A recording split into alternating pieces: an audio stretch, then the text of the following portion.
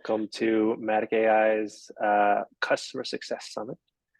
You are currently watching the ChatGPT and CS, a practical guide to starting your Gen AI journey.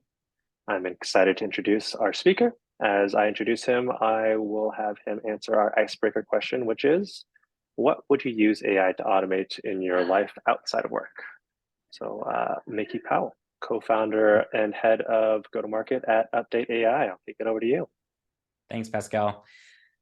So I thought a lot about this because, there might be an age where a lot of things are automated. But if I could wave my magic wand and have one thing automated today, it would be folding my laundry. That is not my favorite task. I have to find something good to watch while I'm folding my laundry to make it somewhat bearable.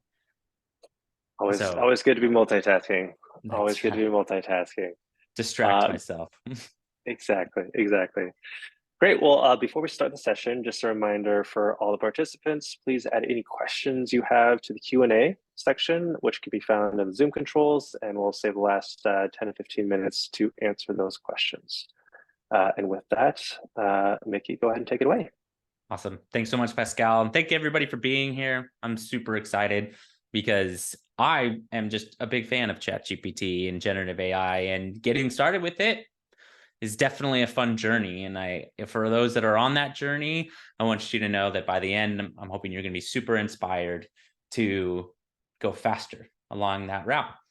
So today, what we're going to cover is high level, what is ChatGPT? I'm going to talk about how it has this potential to elevate not only your skills, but your experience. And I'm going to give you some expert insights on how to craft effective prompts, because that's how you use this thing. And then I do want to give you some practical knowledge about integrating this more into your daily routine. And then, of course, I'm going to do a little bit of a demonstration on how to apply this in the world of customer success.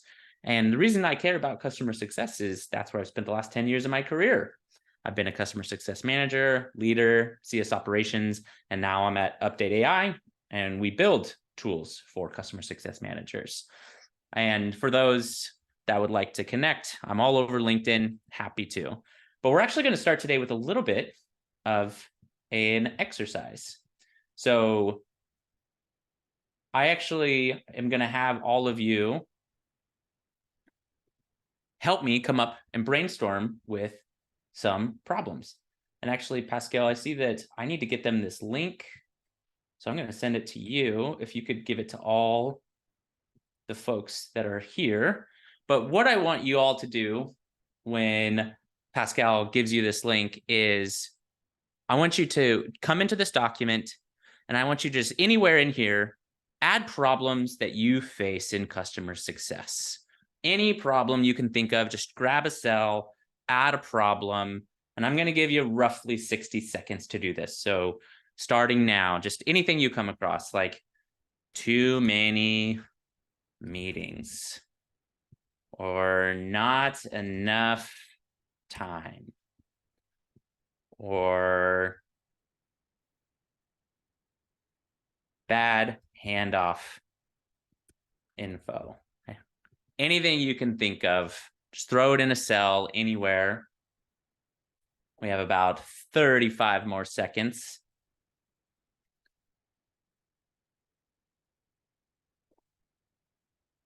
I know we all experience lots of problems.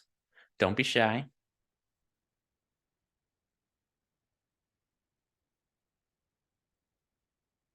I'm going to give you 15 more seconds.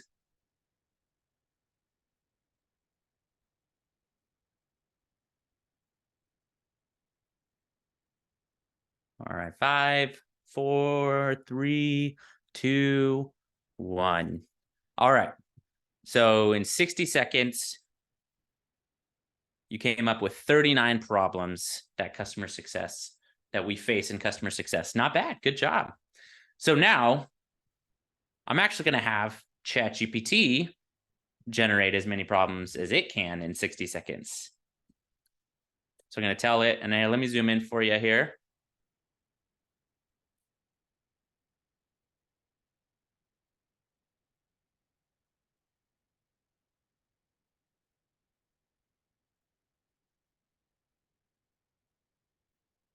I'm going to let it go for 60 seconds. So while it's working, I'm going to grab these, kind of doing this like a cooking show, put it in the oven, go do something else, come back, grab it out of the oven. So I'm going to grab these. I'm going to open up a new ChatGPT window, and I'm going to ask it, summarize these problems. And I just pasted in all the problems that you all came up with in that 60-second window. And I wanted to do this to demonstrate to you one of the applications of ChatGPT is it's very good at taking a bunch of unstructured written data and structuring it together. And you can do all sorts of things with it after that fact. But if you're dealing with surveys, if you're dealing with meeting transcripts, if you're dealing with emails, you can start to change and transform and categorize all of these different pieces of inputs to make it more structured, easier to understand. So let's see what ChatGPT did. It's still working away. Look at it go. All these different problems. We'll say that's 60 seconds. I'll let it keep working, but we'll jump back in here. So now we have a bunch of problems that ChatGPT came up with, a bunch of problems that you came up with, and we could use that later for anything that we want. But the two takeaways I want you to take away from this is, number one, from now and probably forever into the future, whenever you're brainstorming, ChatGPT is your buddy, because it can come up with as many ideas as you want it to. They won't all be great, but remember, with brainstorming, you just want to get everything out, because even if one of them is perfect, that's all that matters. So now we've got our problems out, little exercise to get us started. Let's jump in. So we just talked about problems, but I want to show you what Bill Gates, if anybody knows Bill Gates, what he said about ChatGPT when he saw it. He said, hey, this is as important as the graphical user interface, which is another way of saying the personal computer. That's how important he feels this technology is to us as a human race. So what is this thing? What is ChatGPT? So I'm just going to do a quick overview, and I'm using ChatGPT. This is an overview for more of large language models in general, but I use ChatGPT as the heuristic for it. So the first is that ChatGPT is a large language model, and it's trained on roughly 1 trillion words that they've pulled from the internet, and they've added safety limits to make sure that it's not going to produce racist or hateful or bigotry or all these other things as much as possible. So it's kept on rails, courtesy of the folks over at OpenAI. But how does it work? So in my research, I found a really simple explanation from a gentleman by the name of Stephen Wolfram.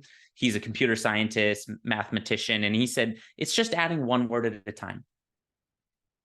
So when we have the whole corpus of the English language, if you mapped it in a 3D space, ChatGPT is just drawing this path through what is the most likely path through these words, connecting all these dots together to form what sounds like a coherent sentence.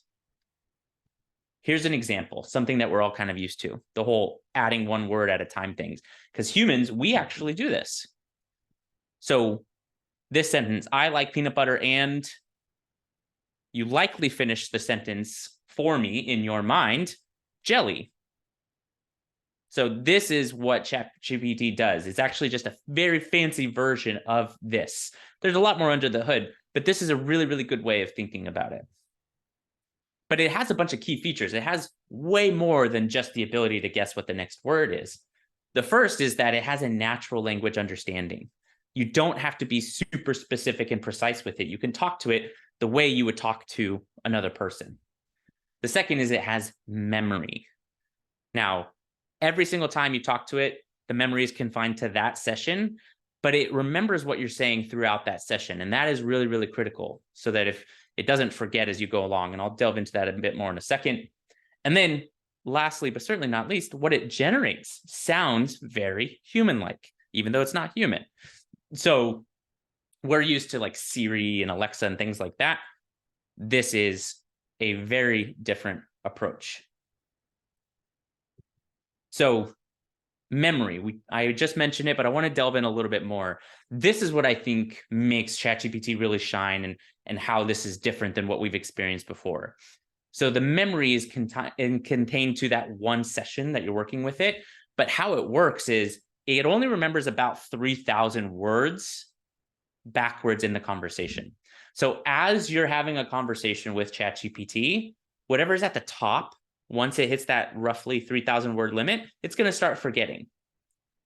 Now, you don't really notice this all this much because it's still guessing with a lot of accuracy based off of the context. But I just want you to imagine the memory, and they call it the context window. It's shifting down over time. So if you have a very lengthy conversation, it'll start to forget stuff at the top. So you're having that back and forth with ChatGPT, and it's able to remember. And this makes it a much more fluid and dynamic and easy to follow conversation. But there are definitely risks. So I don't want you to be fooled. I want to call out some of these so that as you're using it, you can keep these in mind. There's this term hallucination. And really, that's a way of saying that ChatGPT can make stuff up. And humans can too, right? We can lie, we can obfuscate, all of those things. The difference with ChatGPT is it doesn't really know the difference. It will give you an answer and it'll be confidently incorrect. So when you see something, you have to, of course, take the approach of this doesn't know if it's lying or not lying. It doesn't have that sense. So we have to, as an outside observer, always keep that in mind. And that's why I'm going to remind you that you are responsible for the inputs and the outputs of this. So if you're using ChatGPT, and if it matters for legal or safety or ethical reasons, then you should definitely consult a professional if you cannot independently verify it. And then, of course, there isn't just ChatGPT. There's a lot going on. So it's like, hey, how do I choose? Could I go after this, that? What tool should I use? And that competition really is starting to heat up. And my guess is it's going to be white hot for a long time. And here's the top 4 that I'm going to call out in this large language model space. So of course, we have ChatGPT Plus. This is what I use daily. And then we have Bing. And Bing is actually just ChatGPT under the hood.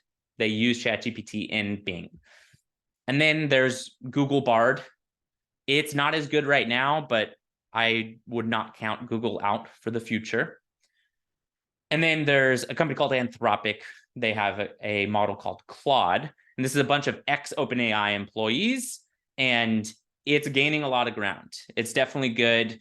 And it has some other little advantages. But for now, I think you're safe sticking with ChatGPT Plus. If you can afford the $20 a month, I think it's well worth it. I don't get paid for saying that, but I do pay for it. I do find a lot of value in it.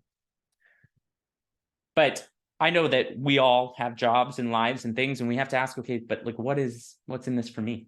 Because I have, needs. I have things that I want to accomplish. And because I come from customer success, I know all too well that you're already overwhelmed.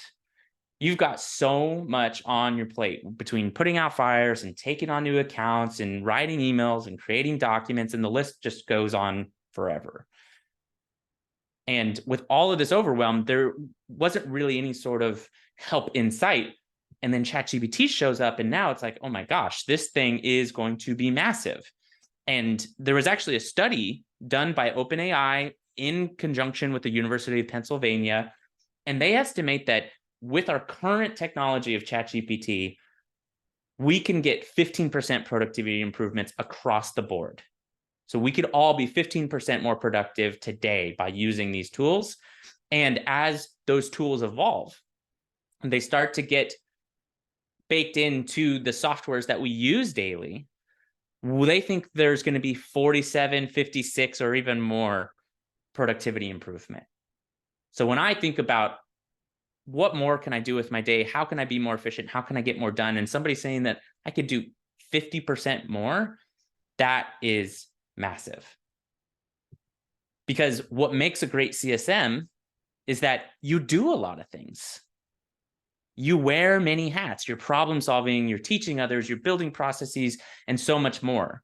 And the amazing part about ChatGPT is that it is designed to amplify you. It is so interwoven into what we bring to the table and helping us that this tool will work across so many different things. And I'm gonna lay that out a little bit before we end today.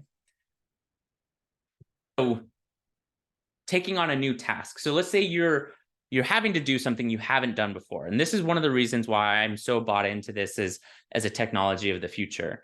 When you want to learn about something that you haven't done before, which we do a lot in our daily jobs, right? Hey, I'll do this or I'll do that, even though I've never done it before. The old way of doing it is you would go to Google, you would try to find somebody's knowledge around it, articles, you're going to try to learn it, internalize it, make sense of it, bring it into your context, and then apply it. And that process takes a long time. Google made it faster, right? You don't have to go to the library, you can go to Google. But now ChatGPT actually flips this around. It allows you to go straight into application by starting to get the work done immediately because it can help generate. Google cannot generate, but ChatGPT can help you generate. And even if it's not perfect, if it gets you 50%, 80% of the way there, that's already faster. And you're learning along the way because you still have to verify what it's putting out. You have to make sure it makes sense. So I see this as a new paradigm of how we're going to work, which is we can get started and learn along the way much more effectively with this super tool that's guiding us. Put another way, I think this is like ChatGPT is a new on-the-job training. You can learn how to do things as you're doing them with this expert guidance. So how do you start doing that?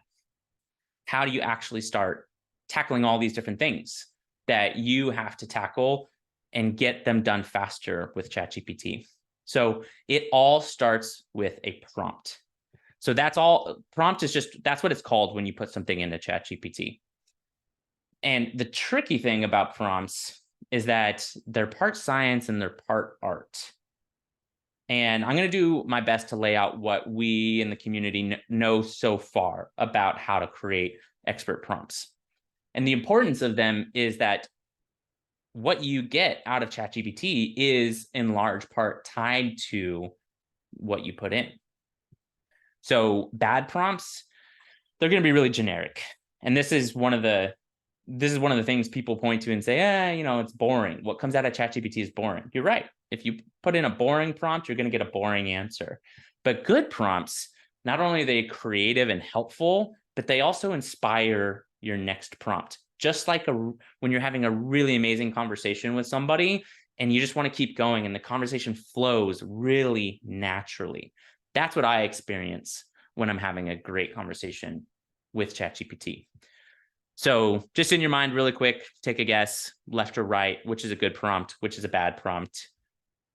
Should be pretty explanatory and I'll break it down for you. Good prompt on the left, bad prompt on the right. The right one is too generic. You're going to get a very, very generic answer. So let's break down how to craft a good prompt. So the first is the foundation. These are things that you need to keep in mind when you sit down to use these tools, and there's 4 of them. Number 1 is start with the end in mind. If you don't know what you're trying to accomplish, it's going to be very hard for you to convey that to ChatGPT and guide it towards the right output. So make sure you know what you're trying to do. The second is to be specific and concise. It's not only going to help your thinking, it's also going to help ChatGPT's thinking, quote unquote, so that you are guiding it directly and you're not confusing it. The third is to provide context. So what matters in this situation? What's relevant? Add in that detail so that ChatGPT and you know what is good and what isn't good for this. And lastly is to be direct. These large language models don't currently have feelings as far as we know. So don't be afraid to just tell it, hey, I like that. I don't like that. Do this. We don't do that usually with our peers or friends, family members, because sometimes it can be abrasive or it can come off as harsh. And we are anticipating the feelings of how we communicate with others, which I think is a good thing. But for ChatGPT, you can pare that back. You can be direct. You can get to your output much faster. So let me show you kind of a basic example of a prompt. So write an email for an executive so that they understand the value of my product. And the product is an automated note taker. So actually have that. Let's see. I have that loaded up here. So I'm going to hit send. You can see what it generates.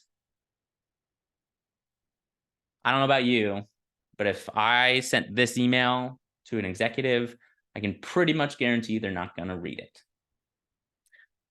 So that's a bad example, but that is very basic. So basic in, not so good out. So what can we do to fix that? And the analogy I like to use is kind of like a DJ table. So when you're sitting down to work with ChatGPT, there's all these little knobs and levers and things you can do with language to get better outputs. So I kind of imagine like, hey, let's play with all these. And I'm going to break down the 8 that you can play with. So the 8 components of great prompts. First 4, personas, context, constraints, and structure. The next 4, task, formatting, tone, and iteration. So breaking these down one by one, personas. This one I think is the most interesting, but it's not fully understood how this works. But you can actually just tell ChatGPT who to be. Now in customer success, this is especially powerful. So if you're coming up with a plan for a customer, you can take that plan, you can throw it into ChatGPT, and you could say, hey, what would the VP think about this? What would they ask? If you're a VP, what would you consider? Okay, now if you're a director, or if you're an individual contributor, or if you're a C-suite, or if you're an engineer versus marketer, you can use personas to generate, to evaluate, and to do so much more. But you can tell ChatGPT what to be, and this is an especially powerful way for you to change your perspective and get a different type of response than you could come up with on your own, most likely. The second is context. Now you're probably noticing this is in the foundation as well as in the components. It's because this is so important. You do need to tell ChatGPT what it needs to know to make its output relevant and accurate.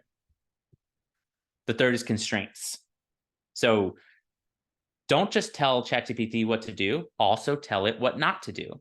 That actually enforces creativity. So, hey, like the funny example I use here is if you were a duck and you're trying to escape a bank vault and you can't use explosives, how would you do it?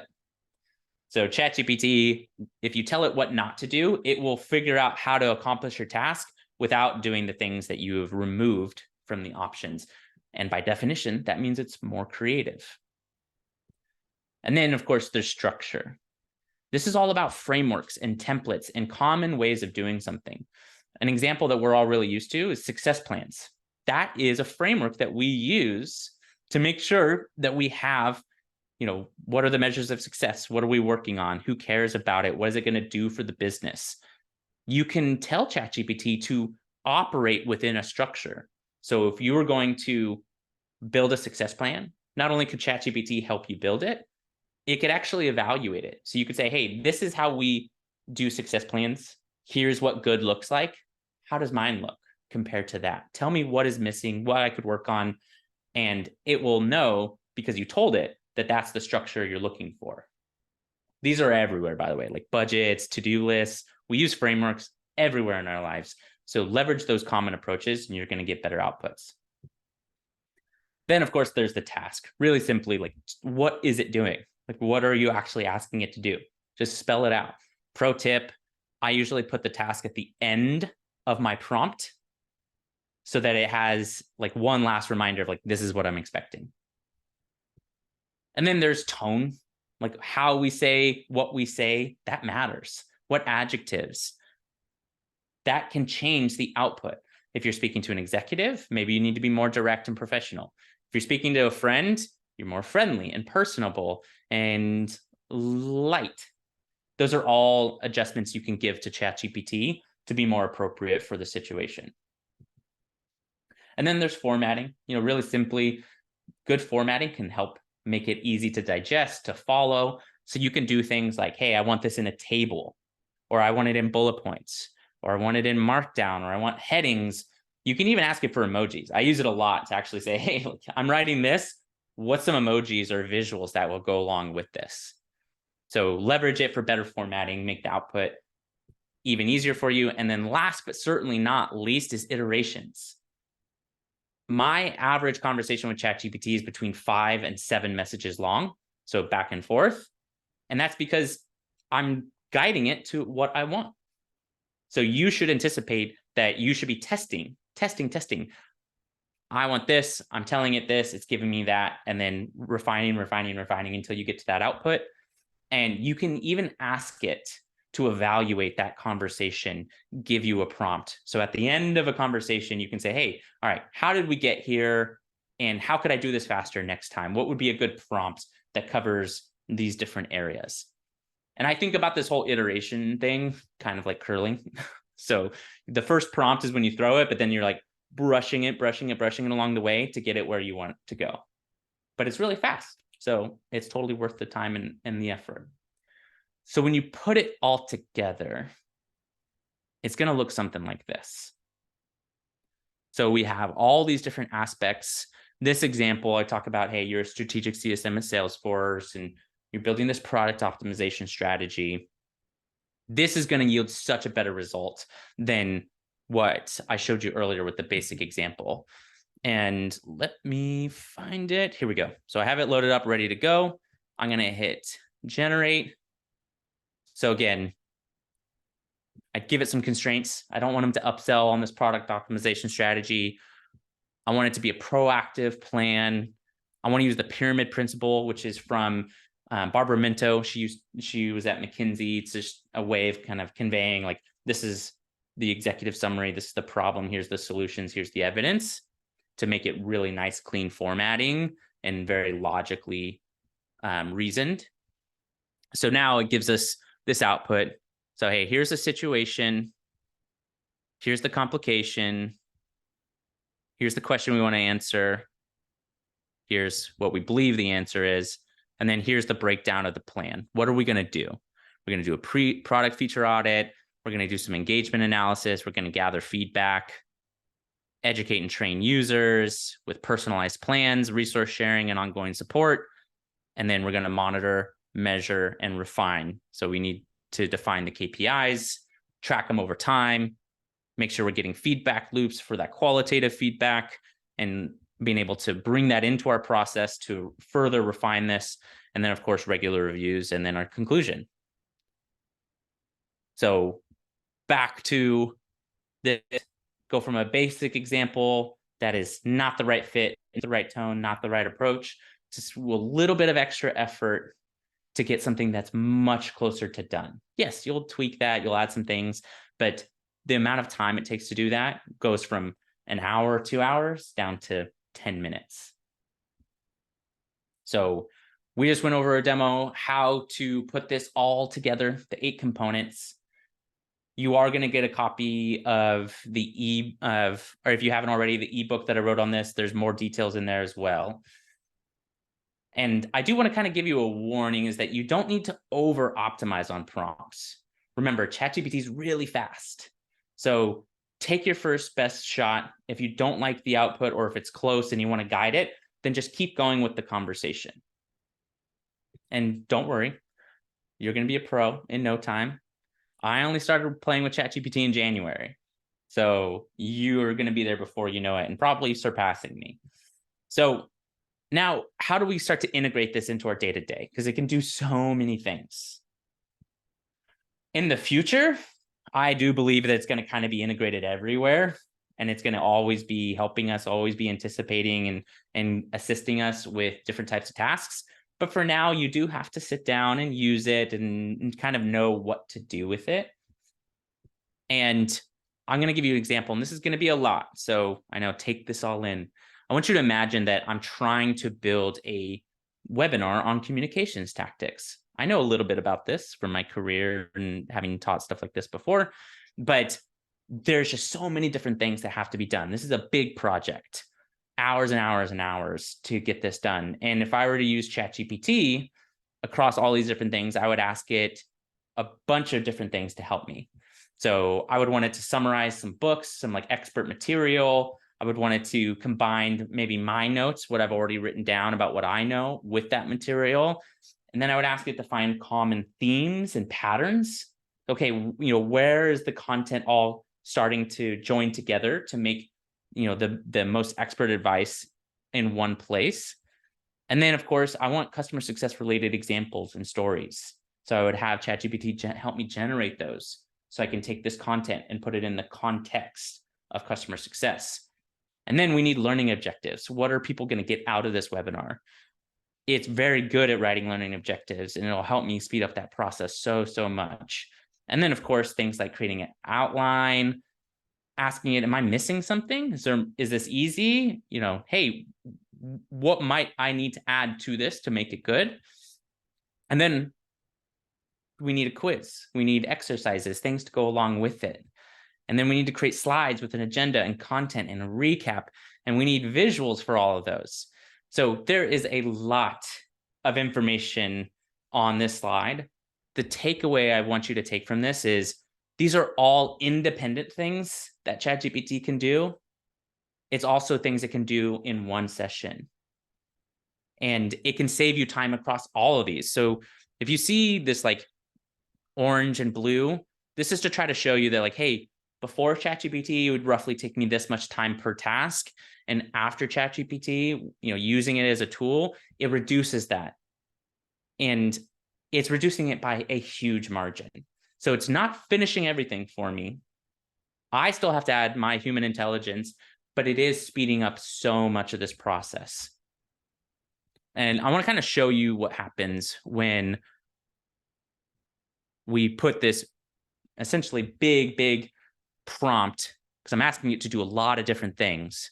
So I told it, hey, you're an expert instructional designer. You're coming up with a webinar on communication tactics, and I want you to do all of these things. And I'm just going to kind of let it go and start to generate. And like I said, it's not going to be done. It's not going to be perfect, but it is going to get me so much further, so much faster than I could ever do on my own.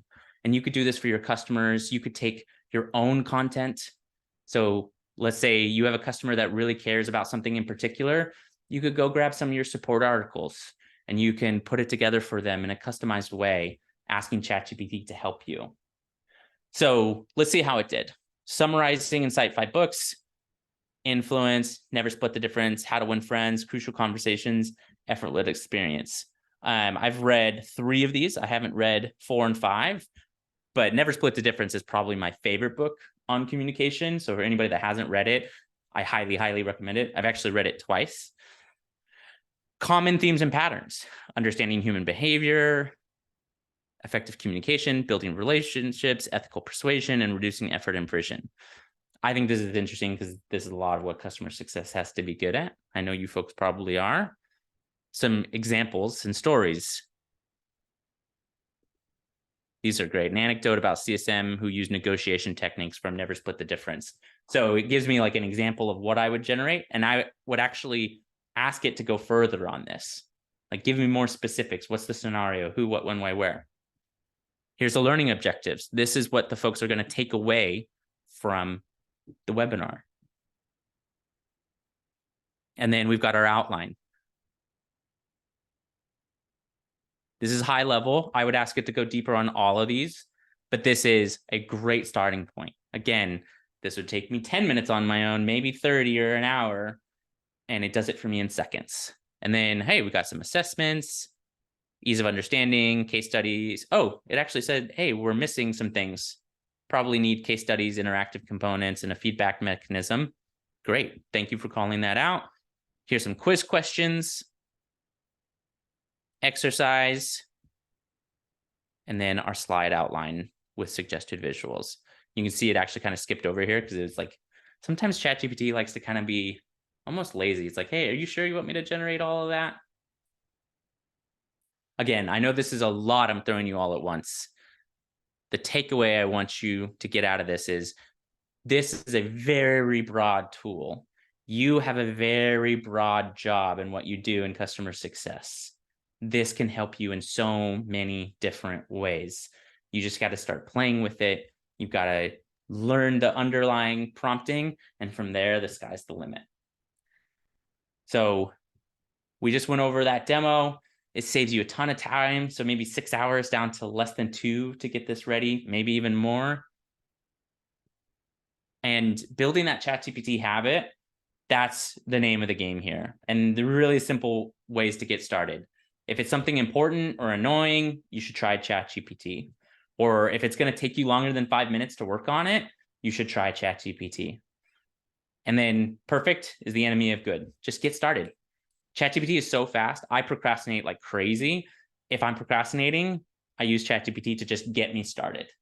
Even if it's not good, the momentum helps me get motivation. And then give yourself, space to explore. It's a fun new tool. So go where your curiosity takes you. It's going to be a much more pleasant experience. And then lastly, have fun. This is a once in a lifetime technology. Try to get the most out of it. I'll give you an example. I've got a daughter turning 5 next week.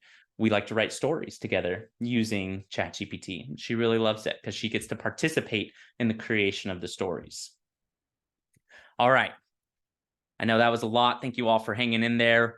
So let's recap. We talked about what ChatGPT is, a large language model, and of course, how to elevate your knowledge while also just getting things done. There's so much you can do to help you. How you can craft effective prompts using those 8 components. We did a live demonstration across a couple of different instances. And then I'm hoping you leave today with inspiration on the future of AI in customer success. So with that, we can jump into the Q&A. And I hope, of course, to connect with all of you in the near future. Awesome. Mickey, fantastic presentation. Thank you so much for putting that together. I know I learned a ton. We had somebody in the Q&A actually say, hey, I really wanted to say I appreciate the content and the presentation style. So great work there. I got some great ideas already on stuff that we're working here at Matic, but yeah, let's jump into the Q&A. So the first question is there risk in asking ChatGPT to summarize data that has confidential company information? Though there is, and there always is, just like there's risk in putting it into a Google Doc or having it on a computer that isn't air gapped, for instance. There is always risk. However, ChatGPT, OpenAI rather, has been very open about their data use policies, and they have, and if you actually go to their data use policies, like openai.com/data use, the first thing they put up there is that they don't use your data just to train their models unless you opt in, which is important, right? Opt in versus opt out. Now, that's all to be said that if you're concerned or if your company is giving you specific guidelines not to do that, then I wouldn't for the time being. Fair. Right. Good point. Another question, how do you make ChatGPT change their tone to sound more human but still professional? I feel like it's got 2 modes, super professional / robotic and teenager-like slang. Every time I ask ChatGPT to sound more friendly, the tone is way too informal. Yeah, this is a great question. Number one, of course, you can tell it, you can give it guidance specifically on like, no, too formal, too informal, be more like this, be more like that. In the ebook that I put out, there is an example I used of actually reverse engineering your writing style. So you can actually give it a sample, you can have it evaluate that sample and give you a style guide of your writing style. So that next time you ask it to write something, you can say, write it in this style, and it will sound more like you. You can actually get that copy of the ebook for free at chatgpt.updateai. And I've got a follow-on question on that. Like, so your style, right? You send it that information, it learns, but you said that it also has like that 300 word limit. So like, will it forget your style eventually and you have to redo your style, or how does that work? Yeah, so OpenAI, and this actually kind of dovetails into the next question of like, is the plus really worth it? If you have the plus plan, you can actually do custom instructions, which means that every time you use it, it doesn't remember it, like the whole model doesn't remember, but it will bring in custom instructions to that individual session. So you can give it custom instruction to say, this is how I prefer to write this is what I care about. This is, the things that I work on, and it will use that as it generates. So I suggest, generating the style guide of your style to keep, to have, and to use later, but also to use ChatGPT Plus, give it those custom instructions, and you'll get a better output. That's one of the reasons why, and I'm just going to kind of roll into the next question. The Plus is really worth it. You get access to plugins, you get access to GPT-4, which is a much, much, much better model. And one of the plugins I use daily that we just didn't have enough time to demonstrate here, it's called Code Interpreter, and it can do basic and advanced statistical analysis for you really, really fast. So I wholeheartedly think Plus is worth it if you can afford the $20 a month. And if you can't, if you go to ChatGPT or Bing and use creative mode, that is GPT-4 underneath. So you can use that for free. You just don't get access to like the plugins and things like that. Thanks, Dan. I appreciate the kind words. Sarah, significant improvements in GPT-4. Yes, GPT-4 is significantly better. I almost never use 3.5 anymore. Like maybe once a month if I just really need something really, really, really, really, really fast. Like that's the only difference, is 3.5 is much faster than 4 in generating, but the quality is significantly better on 4. Jonathan asks, have I seen CSMs use ChatGPT agents and or plugins for their work? Not a lot yet. And that's mainly because CSMs deal with a lot of very contextual issues and problems and challenges. So the context really matters. Now, I will say that UpdateAI is an example of using ChatGPT within the workflow of a CSM. So UpdateAI, for instance, when you have a call, we take that transcript, we use ChatGPT to generate your meeting notes, action items, what risks have come up, what type of risk they are, product feedback, what type of product feedback it is, as well as important numbers. And then we also use it to draft your follow-up email after the meeting and prep you for the next day's worth of meetings. So that's where I kind of see the market going right now, is more built into your workflow as opposed to pushing you out of it. And that's what we are doing at UpdateAI. See, Kara says, I'm not sure I'm comfortable with presentation teaching us to ask ChatGPT for summaries of books. Especially there's open litigation alleging ChatGPT and other owners have pulling data from books without compensating or telling the authors. Kara brings up a good point. There is an ethical question about, what's, and potentially a lawful question about what's published on the internet. Was it trained? Was it lawful? We are going to learn the answer to those questions over time as lawsuits play out in the courts and figure out, does the law believe it was lawful?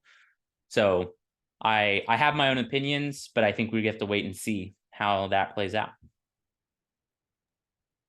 Awesome. I think those are all the questions. Great questions. Thank you for submitting them, everybody. And I just wanted to give a big thanks to Mickey for taking his time presenting this and sharing all this information in his ebook with us. If there are any further questions that come in, they will be posted on our hub that will get sent out after the session with a bunch more information. Just thank you everybody for attending, and thank you, Mickey, for your time. Of course. Thank you all. Have a great day. Cheers.